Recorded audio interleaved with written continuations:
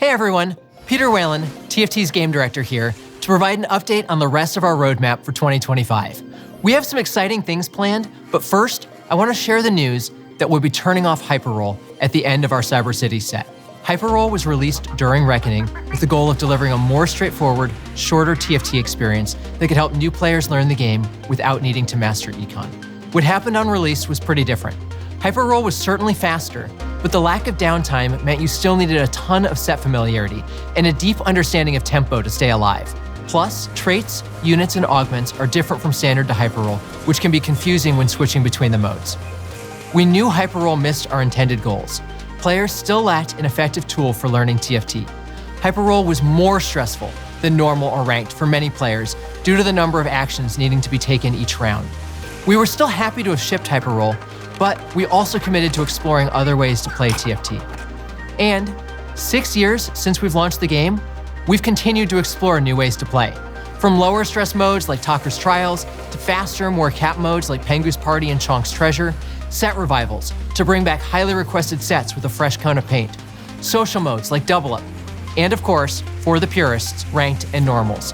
Many of these modes share the goals we originally intended for Hyperroll, and they found solid roles as breaks from ranked in the current set for a ton of our players, like Talker's Trials, which has performed so well that we've decided to keep it on for the full length of the next handful of sets, rather than turning it off after the first few patches. We have no plans to slow down in shipping new experimental and rotating modes, but Hyperroll hasn't hit our standards for engagement or timeless quality, making up around just 2% of total playtime across TFT. That said, we know Hyperroll has its fans. Whether you played it once or made it your home, hearing that Hyperroll is leaving is undoubtedly disappointing to hear. Reflecting on our past 10 sets of game mode exploration, we're thankful for all the players who took the leap to explore TFT's first ever fledgling game mode, a mode that gave us learnings and the courage to innovate on the many more modes we've created since Hyperroll's launch. And we're continuing to take Hyperroll's goals and learnings into more game modes in the future. We know that shorter TFT experiences have a place in the game, so we'll continue to keep you updated as we iterate in that space. Hyperroll will stick around for the rest of Cyber City and depart with the arrival of our next set.